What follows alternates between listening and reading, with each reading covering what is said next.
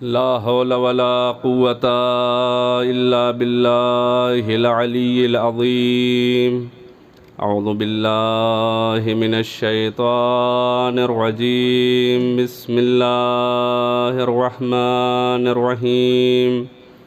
الحمد لله رب العالمين والعاقبة للمتقين وللمؤمنين والجنة للموحدين وللمؤمنين والنار للعاصين وللكافرين. والحمد لله الذي جعلنا من المتمسكين بولاية علي بن أبي طالب.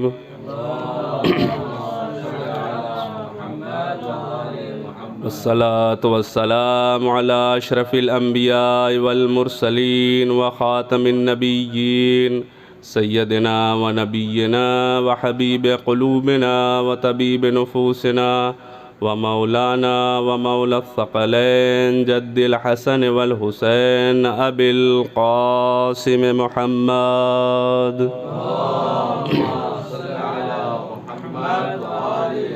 وعلى آله الطيبين الطاهرين المعصومين المظلومين ولعنة الله على أعدائهم وقاتليهم وغاصبي حقوقهم ومنكر فضائلهم ومصائبهم أجمعين من الآن إلى قيام يوم الدين. أما بعد فقد قال الله تعالى في القرآن المجيد وهو أصدق الصادقين وقوله الحق. بسم الله الرحمن الرحيم. وكل شيء أحصيناه في إمام مبين. صلوات بر محمد وآل محمد.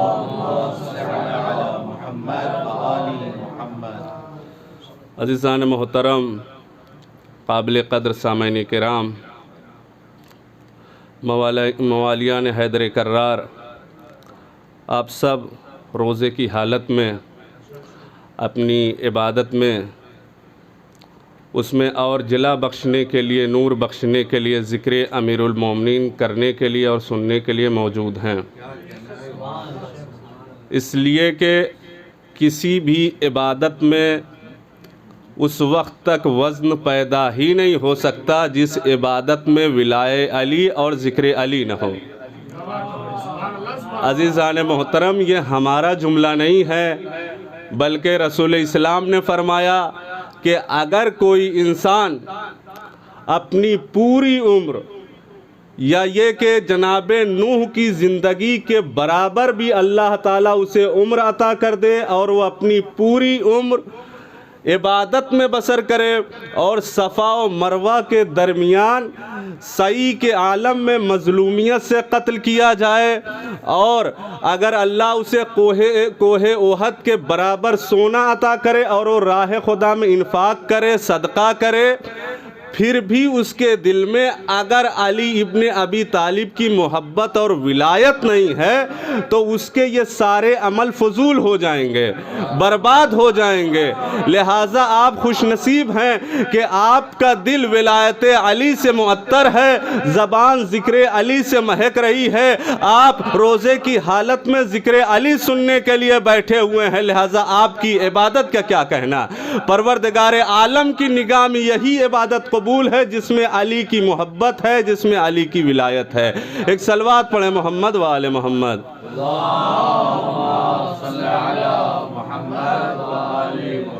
اور علی کا ذکر عبادت ہے، اس لیے کہ رسول نے فرمایا ہے ذکر علی عبادہ، علی کا ذکر کرنا عبادت ہے. کیوں؟ لِأَنَّ ذِكْرُهُ ذِكْرِي وَذِكْرِي ذِكْرُ اللَّهِ وَذِكْرُ اللَّهِ عبادہ.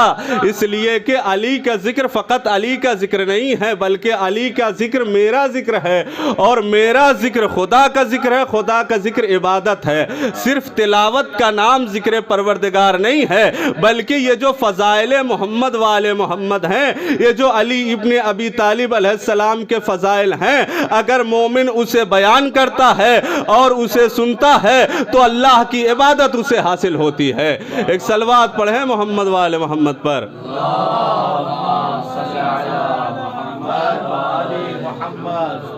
عزیزان محترم، وقت مجھے مختصر ملا ہے اور ہم سب حالت صیام میں ہیں، زیادہ دیر آپ کو زحمت دینا مقصود نہیں ہے، بس ذکر مولا ہو جائے، ہم سب کو اس کا ثواب حاصل ہو جائے اور ہماری عبادتوں میں اضافہ ہو جائے، اسی لیے ہم یہاں پہ جمع ہوئے ہیں۔ اور یہ جو شب ہے آنے والی شب وفات جناب خدیجہ سلام اللہ علیہا ہے، لہٰذا اس کے متعلق بھی آخر میں چند جملے میں عرض کروں گا۔ سب سے پہلے میں اپنے عنوان کی طرف، اپنے موضوع کی طرف آتا ہوں۔ میں نے سرنامہ کلام میں جس آیت کا انتخاب کیا ہے یہ قرآن مجید کے سورہ یاسین کی آیت ہے۔ سورہ یاسین کون سا سورہ ہے جسے قرآن مجید کا دل کہا جاتا ہے؟ لہٰذا وہ سورہ جو قرآن مجید کا دل ہے، اگر اس کا کوئی دل ہے تو وہ علی ابن ابی طالب ہے۔ کیوں؟ یہ میں اپنی طرف سے نہیں کہہ رہا ہوں، بلکہ یہ جس آیت کا میں نے انتخاب کیا ہے یہ آیت مولا امیر المومنین علی ابن ابی طالب علیہ السلام کی شان میں نازل ہوئی ہے۔ اس آیت کا ترجمہ آپ حضرات بخوبی واقف ہیں، اور آپ نہیں واقف ہوں گے تو کون ہوگا، اس لیے کہ یہ آیت اکثر و بیشتر ہم اپنی مجلسوں میں پڑھتے ہیں۔ آپ تو ماشاءاللہ طلاب افاضل ہیں، ہماری قوم کا بچہ اس آیت سے واقف ہے، لیکن پھر بھی آداب مجلس کو جاری رکھتے ہوئے میں اس کا ترجمہ کر دیتا ہوں کہ پروردگار عالم نے اپنے اس کلام میں ارشاد فرمایا وَكُلَّ شَيْءٍ أَحْصَيْنَاهُ فِي إِمَامٍ مُبِينٍ، کہ ہم نے ہر شے کا احصاء امام مبین میں کر دیا ہے۔ یعنی اب کائنات میں کوئی ایسی شے نہیں ہے، کوئی ایسی چیز نہیں ہے جس کا علم امام مبین کو نہ ہو۔ کائنات میں کتنی چیزیں ہیں؟ قرآن مجید میں خود پروردگار عالم نے ارشاد فرمایا وَلَا رَطْبٍ وَلَا يَابِسٍ إِلَّا فِي كِتَابٍ مُبِينٍ، کہ کائنات میں جتنا بھی خشک و تر ہے، جو بھی ہے، زمین کے ذرات سے لے کر آسمان کی بلندیوں تک، تحت الثری سے لے کے عرش اولیٰ تک جو بھی چیزیں موجود ہیں، سب کا علم اللہ تعالیٰ نے کتاب مبین میں جمع کر دیا ہے، اور جو کچھ بھی کتاب مبین میں ہے وہ امام مبین میں جمع کر دیا ہے۔ اسی لیے جب میرے مولا سے ابن عباس نے تفسیر قرآن پوچھی، جناب مولا کائنات نے تفسیر قرآن بیان کرنا شروع کیا، ابھی بائے بسم اللہ کی تفسیر تمام نہ ہوئی تھی کہ نماز فجر کا وقت ہو گیا۔ مولا کائنات نے اپنی ابا کے دامن کو جھاڑا اور نماز کے لیے کھڑے ہو گئے۔ ابن عباس نے دستے دعا بلند کیا، دستے ادب جوڑ کے کہا مولا میں نے تو سورہ حمد کی تفسیر بیان کرنے کے لیے کہا تھا، ابھی تو بائے بسم اللہ کی تفسیر نہیں بیان ہوئی، مولا آپ تفسیر کو مکمل کریں۔ تو مولا نے کہا ابن عباس میں اگر تفسیر کرنے پر آ جاؤں وہ بھی بائے بسم اللہ کی تفسیر تو میں اس قدر بیان کر سکتا ہوں کہ 70 اونٹوں کو اس کے تفسیر سے بار کر دیا جائے گا، مگر بائے بسم اللہ کی تفسیر ختم نہیں ہو سکتی ہے۔ بس مختصر اتنا سن لو کہ جو کچھ کائنات میں ہے وہ اللہ تعالیٰ نے قرآن مجید میں جمع کر دیا ہے، جو کچھ قرآن میں ہے سورہ یاسین میں ہے، جو کچھ سورہ یاسین میں ہے وہ سورہ حمد میں ہے، اور جو کچھ سورہ حمد میں ہے وہ بسم اللہ الرحمن الرحیم میں ہے، جو بسم اللہ الرحمن الرحیم میں ہے وہ بائے بسم اللہ میں ہے، وَعَنَ النُّقْطَةُ الَّتِي تَحْتَ الْبَاءِ، اور با کے نیچے جو نقطہ ہے وہ میں علی ابن ابی طالب ہوں۔ ایک صلوات پڑھیں ذات امیر المومنین پر۔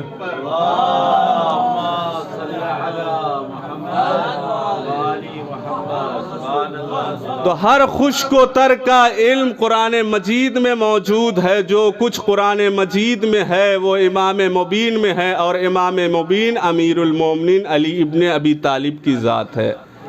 یہ میں اپنی طرف سے نہیں کہہ رہا ہوں، بلکہ امام محمد باقر علیہ السلام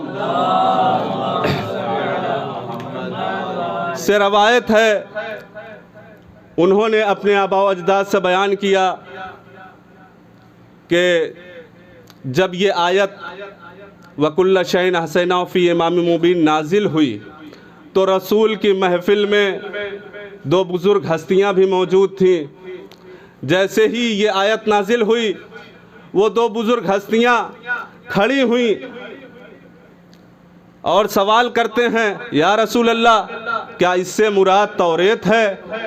امام مبین سے مراد کیا توریت ہے؟ جب دونوں نے رسول سے سوال کیا تو رسول نے کہا کہ نہیں۔ جب پھر دوبارہ انہوں نے سوال کیا یا رسول اللہ کیا اس سے مراد انجیل ہے؟ کہا کہ نہیں۔ کہا کیا اس سے مراد زبور ہے؟ کہا کہ نہیں۔ عزیزان محترم، ابھی یہ رسول خدا سے سوال کر ہی رہے تھے کہ ایک مرتبہ بزم رسالت میں چہرہ امامت طلوع ہوا۔ جیسے ہی رسول کی نظر مولا کائنات کے چہرے پر پڑی، ایک مرتبہ رسول نے ان لوگوں کو مخاطب کر کے کہا ہاں ہوا، یہی وہ ہے کہ جس کے اندر اللہ تعالیٰ نے قرآن مجید کا اور کائنات کا پورا علم احاطہ کر دیا ہے۔ عزیزان محترم، وہ کوئی اور ذات نہیں تھی بلکہ امیر المومنین علی ابن ابی طالب علیہ السلام کی ذات تھی، جس کی طرف رسول نے اشارہ کر کے کہا کہ یہ وہی ہے جو امام مبین ہے، جس کے اندر اللہ تعالیٰ نے کائنات کے ہر خشک و تر کا ذکر رکھ دیا ہے اور اسے ہر چیز کا علم ہے۔ کائنات میں جتنی بھی چیزیں ہیں عزیزان محترم، یہی وجہ تھی کہ اللہ تعالیٰ نے اپنے حبیب کو رحمت للعالمین بنایا، قرآن مجید جیسا خالد معجزہ عطا کیا، اور وہ رسول کہ جس نے اپنے زبان چسا کے علی کو علم عطا کیا۔ ان تمام شرف و فضیلت کے باوجود اللہ تعالیٰ نے اپنے حبیب کو باب مدینۃ العلم نہیں بنایا۔ توجہ چاہتا ہوں عزیزان محترم، رسول کو اللہ تعالیٰ نے کائنات کے ہر چیز کا علم عطا کیا۔ رسول ما کان وما یکون کا علم رکھتا ہے، لیکن اس کے باوجود اللہ تعالیٰ نے کہا کہ اے میرے حبیب، میں نے تجھے تمام آسمانی کتابوں کا علم دیا، میں نے تجھے قرآن جیسا معجزہ عطا کیا، قرآن جیسی کتاب عطا کی، لیکن پھر بھی تو اپنی زبان سے علی کی طرف اشارہ کر اور لوگوں کو بتا دے انا مدینۃ العلم و علی بابہا، کہ میں شہر علم ہوں، علی اس کا دروازہ ہے، تاکہ دنیا کو یہ پتا چل جائے کہ جس شہر کا دروازہ اتنا علم والا ہے، خود وہ شہر کتنا علم کا مالک ہوگا۔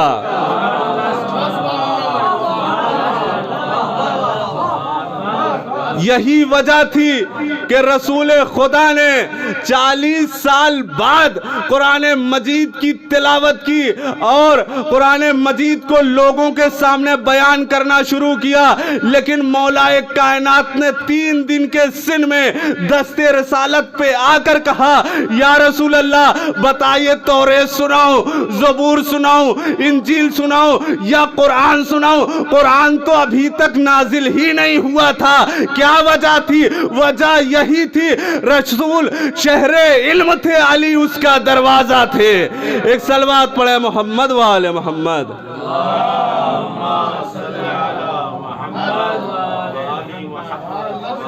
اور دوسری وجہ یہ بھی تھی کہ اگر رسول قرآن سناتے تو ان جاہلوں میں، ان عرب کے بدوؤں میں کون ایسا تھا جو یہ تصدیق کرتا کہ یا رسول اللہ آپ نے جو پڑھا صحیح پڑھا؟ اس لیے کہ جب علی نے آسمانی کتابوں کی تلاوتیں کی تو رسول نے ان کی تصدیق کی اور کہا کہ اے علی، تو نے توریت صاحب توریت سے اچھی سنائی، زبور صاحب زبور سے اچھی پڑھی، انجیل صاحب انجیل سے اچھی پڑھی، اور تو نے قرآن تو ویسا پڑھا جیسا میں محمد پڑھتا ہوں۔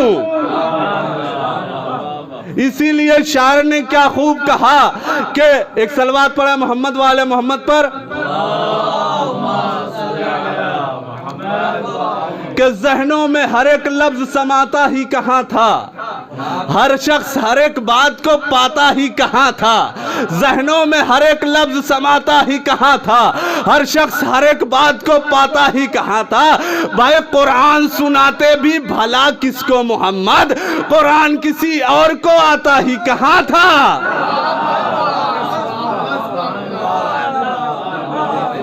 اگر رسول قرآن سنا بھی دیتے تو ان عرب کے جاہل اور بدوؤں میں کون ایسا تھا جو یہ کہتا ہے یا رسول اللہ آپ نے قرآن صحیح سنایا؟ لہٰذا رسول نے 40 برس تک انتظار کیا کہ جب علی آ جائے اور علی کا پشت پناہ، علی کی تصدیق کرنے والا، تب رسول نے اپنی تبلیغ شروع کی۔ عزیزان محترم، تو میں بیان کر رہا تھا کہ اللہ تعالیٰ نے قرآن مجید میں ہر خشک و تر کا ذکر رکھا ہے، ہر خشک و تر کا علم رکھا ہے، اور ہر چیز کا علم امام مبین میں احاطہ کر دیا ہے۔ اور امام مبین سے مراد ذات امیر المومنین علی ابن ابی طالب علیہ السلام ہے۔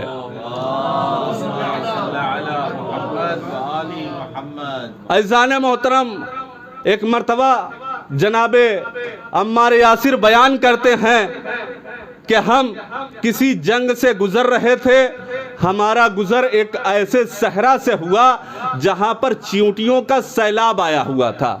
توجہ چاہتا ہوں عزیزان محترم، جناب عمار یاسر کہتے ہیں کہ جب ہم اس صحرا میں پہنچے جہاں پر چیونٹیاں ہی چیونٹیاں تھیں، چونٹیوں کا گویا ایک سیلاب تھا، قطار در قطار چونٹیاں ہی تھیں، تو ایک مرتبہ میں متوجہ ہوا ذات امیر المومنین کی طرف اور میں نے کہا کہ مولا کیا کائنات میں کوئی ایسا شخص بھی ہے جو ان کی تعداد کو جانتا ہے؟ تو عزیزان محترم میرے مولا نے پلٹ کر کہا کہ ہاں میں ایک ایسے شخص کو جانتا ہوں جو ان کی تعداد کو بھی جانتا ہے اور یہ بھی جانتا ہے کہ ان میں کتنے مذکر ہیں اور کتنے مؤنث ہیں۔ عزیزان محترم، جیسے ہی عمار یاسر نے جملہ سنا کہا مولا ذرا جلدی بتائیے وہ شخص کون ہے جس کو اس کی تعداد بھی پتا ہے اور وہ یہ بھی جانتا ہے اور وہ یہ بھی جانتا ہے کہ اس میں نر کتنے ہیں، مادہ کتنے ہیں۔ ایک مرتبہ مولا کائنات کہتے ہیں عمار یاسر کیا تو نے قرآن نہیں پڑھا؟ کیا تو نے قرآن میں سورہ یاسین نہیں پڑھی؟ کیا سورہ یاسین میں اس آیت کو نہیں پڑھا کہ اللہ تعالیٰ نے ارشاد فرمایا وَكُلَّ شَيْءٍ أَحْصَيْنَاهُ فِي إِمَامٍ مُبِينٍ، ہم نے ہر شے کا احصاء امام مبین میں کر دیا ہے۔ امام مبین کوئی اور نہیں، وہ میں علی ابن ابی طالب ہوں۔ کیا سن رہے ہیں آپ؟ ایک صلوات پڑھیں محمد وآل محمد۔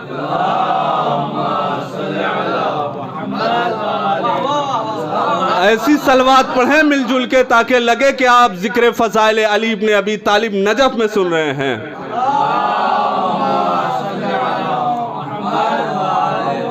تو عزیزوں ایک جملہ دینا چاہتا ہوں، پوری توجہ چاہتا ہوں آپ حضرات کی، کہ ہم نے ایسے کو امام مانا ہے، ہم اسے اپنا امام مانتے ہیں جو چیونٹی جیسے بسیط حیوان میں بھی نر اور مادہ کی تمیز رکھتا ہے، ان کی تعداد کو جانتا ہے۔ بھائی کچھ لوگوں کے ایسے امام ہیں، ایسے خلیفہ ہیں جو خود یہ بیان کرتے ہیں کہ شام میں کچھ ایسے لوگ بھی ہیں جو یہ بھی نہیں جانتے کہ اونٹ جیسی اتنی بڑی مخلوق لیکن اس میں بھی نر اور مادہ کا فرق نہیں رکھتے۔ قضیہ معروف ہے، آپ کا سنا ہوا ہے کہ کوفی اور ایک شامی میں جھگڑا ہو گیا تھا، اور قضیہ جب بارگاہ جب وہ قضیہ دربار معاویہ میں پیش ہوا تو ایک مرتبہ معاویہ نے بھی شامی کے حق میں فیصلہ دے دیا۔ شامی کا دعویٰ تھا کہ یہ اونٹنی میری ہے، اور معاویہ نے بھی یہ کہہ کے اس کے حق میں فیصلہ دے دیا کہ جا یہ اونٹنی تیری ہے۔ ایک مرتبہ کوفی مسکرانے لگا، کہا کہ صاحب ذرا دیکھ تو لیتے، اتنا بڑا جانور، اتنی بڑی ہیکل کا، آپ کو یہ بھی نہیں پتا یہ اونٹ ہے یا اونٹنی ہے؟ تو مسکرا کے معاویہ نے کہا جا کوفے میں جا کے علی سے کہہ دینا میرے پیچھے ایسی جماعت ہے جسے یہ بھی نہیں پتا کہ اونٹ کیا ہوتا ہے، اونٹنی کیا ہوتی ہے۔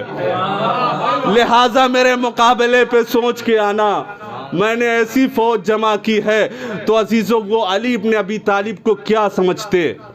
ایسے اندھے لوگ تھے جنہیں اونٹ اور اونٹیوں میں فرق نہیں تھا، تو وہ امام برحق کو کیا پہچانتے؟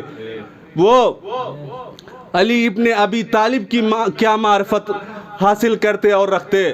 تو عزیزان محترم امام مبین علی ابن ابی طالب ہیں، اور خود میرے مولا نے بارہا ممبروں سے اور ممبروں کے علاوہ بھی یہ دعویٰ کیا ہے، لو سنیت لی الوسادہ، اگر میرے لیے مسند قضاوت کو بچھا دیا جائے تو میں توریت والوں کا توریت سے فیصلہ کروں گا، انجیل والوں کا انجیل سے فیصلہ کروں گا، زبور والوں کا زبور سے فیصلہ کروں گا، قرآن والوں کا قرآن کے مطابق فیصلہ کروں گا، اور میں جب فیصلہ کروں گا تو خود اگر ان کے صاحب کتاب بھی اس وقت موجود ہوں گے تو یہی کہیں گے تو نے ان کا فیصلہ توریت کے مطابق، زبور کے مطابق، انجیل کے مطابق کیا ہے، اور یہ خود کتابیں اگر اللہ انہیں نطق عطا کرے گا تو یہ کتابیں بول کے کہیں گی کہ اے علی تو نے بالکل فیصلہ وہی کیا ہے جو ہمارے اندر لکھا ہوا ہے۔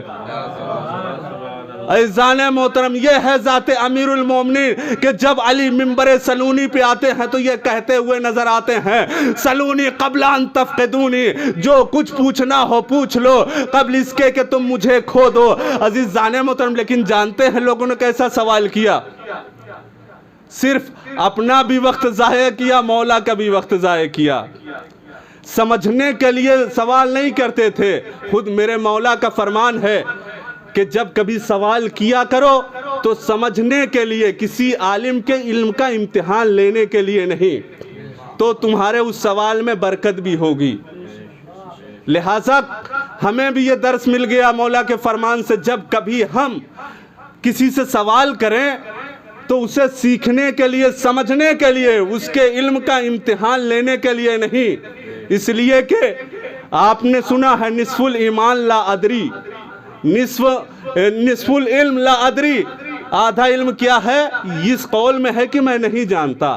جب انسان کہتا ہے کہ میں نہیں جانتا تو وہ سیکھنے کے لیے سوال کرتا ہے، لیکن جب کسی نے پہلے ہی یہ گمان کر لیا کہ مجھ سے بڑا عالم کوئی نہیں ہے، مجھ سے بڑا علامہ کوئی نہیں ہے، تو اب اس سے بڑا جاہل کوئی نہیں ہے، اس لیے کہ قول معصوم ہے۔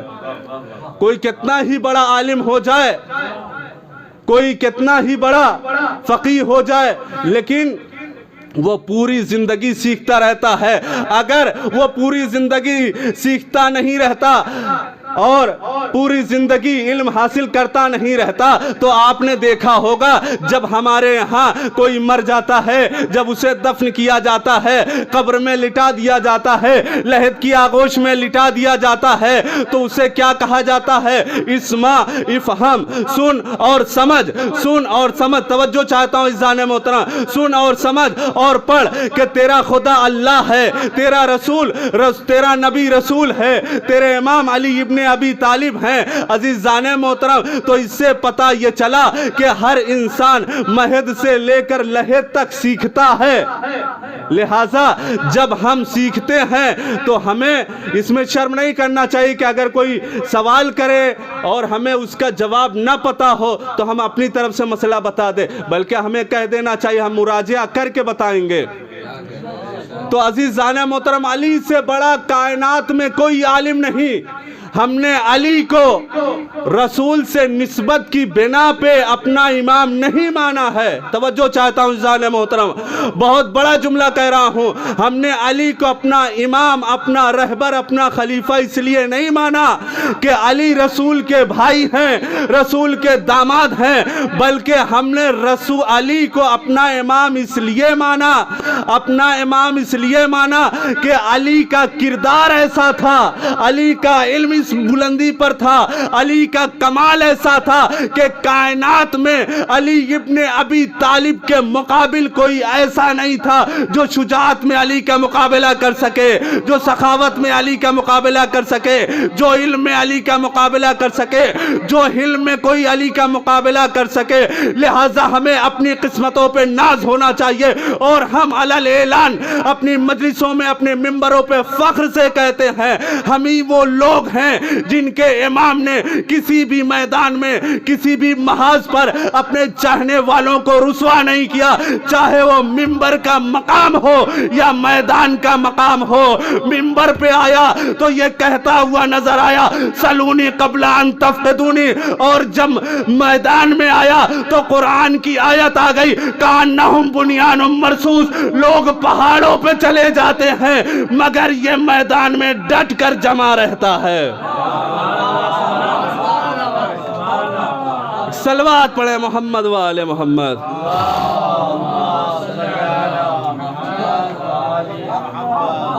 عزیزان محترم، علی کے فضائل اتنے تھے کہ لوگوں سے ہضم نہیں ہوئے، علی سے حسد ہونے لگا۔ علی کے فضائل و کمالات کی بنیاد پر لوگوں نے علی سے دشمنی کی اور بغض و عناد رکھا، اور یہ بغض اس میں علی کا کوئی نقصان نہیں ہے بلکہ انہی کا نقصان ہے جنہوں نے علی سے دشمنی کی۔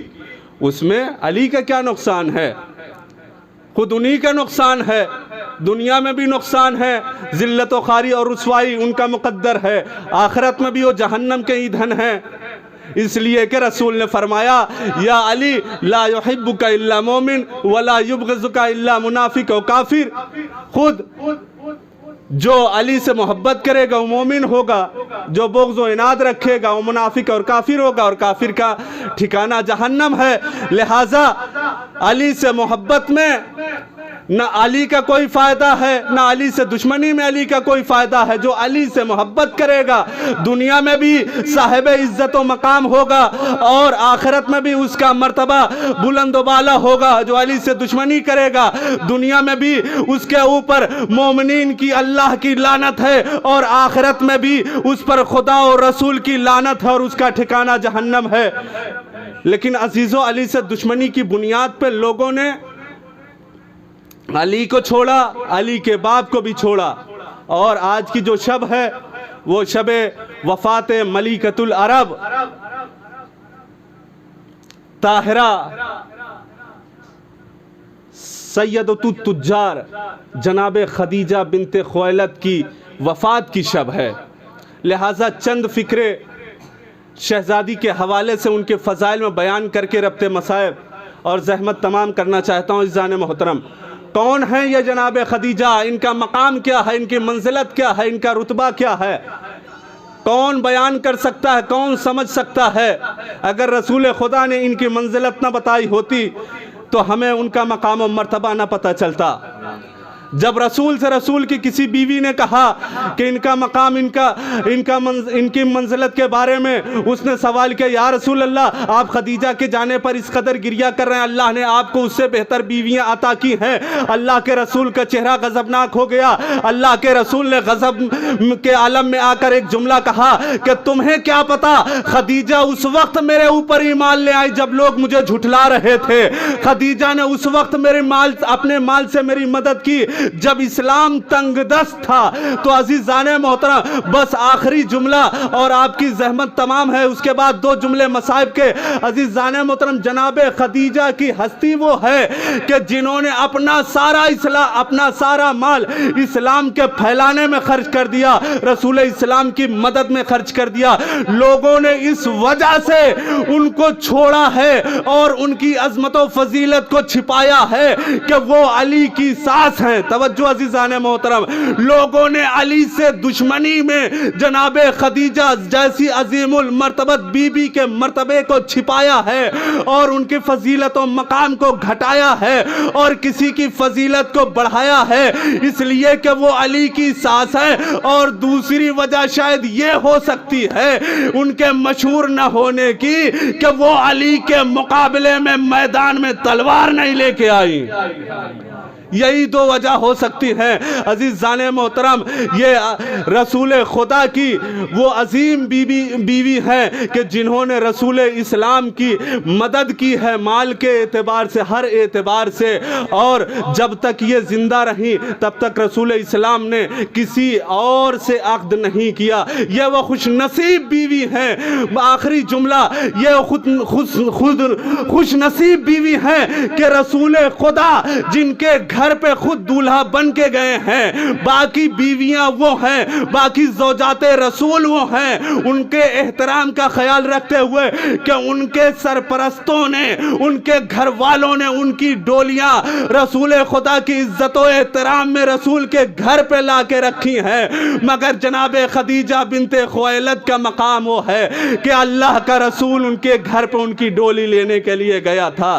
ہاں عزیزان محترم، جناب خدیجہ کا جب وقت آخر آیا تو ایک مرتبہ جناب رسول خدا کو اپنے پاس بلایا، جناب رسول خدا سے وصیتیں کی، اور انہی وصیتوں میں ایک وصیت یہ بھی کی، جناب فاطمہ جناب سلام اللہ علیہ کی عمر اس وقت 5 برس کی تھی، صحن خانہ میں اپنی ایک سہیلی کے ساتھ کھیل رہی تھی۔ جناب فاطمہ زہرا سلام اللہ علیہ کی طرف اشارہ کر کے جناب خدیجہ نے کہا کہ یا رسول اللہ، اب میرا وقت وفات قریب ہے، میں آپ سے چند وصیتیں کرنا چاہتا ہوں۔ یا رسول اللہ، اگر مجھ سے آپ کی خدمت میں کوئی کوتاہی رہ گئی ہو تو مجھے بخش دیجئے گا۔ یا رسول اللہ، میری آپ سے گزارش ہے کہ میری فاطمہ کا خاص خیال رکھیے گا، کبھی اس کی آنکھوں میں آنسو نہ آنے پائے۔ یا رسول اللہ، جب فاطمہ کا عقد ہو تو فاطمہ کو تنہا ان کے شوہر کے گھر نہ بھیجیے گا، بلکہ فاطمہ کے ساتھ کسی عورت کو بھیج دیجئے گا تاکہ فاطمہ اس سے مانوس رہیں۔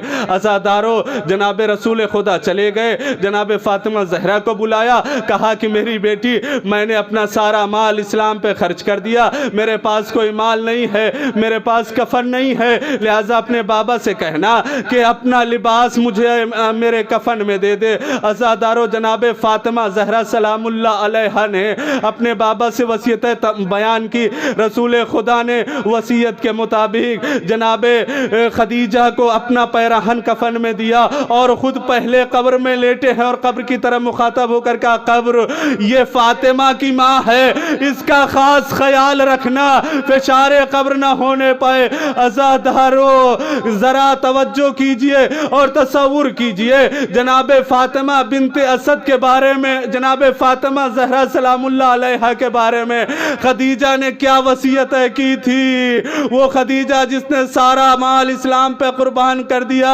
اور آخری تمنا یہی تھی فاطمہ کی آنکھ میں آنسو نہ آئے، لیکن یہ کیسے مسلمان تھے کہ بعد رسول اسی خدیجہ کی بیٹی پر مصیبت کے پہاڑ توڑنے لگے۔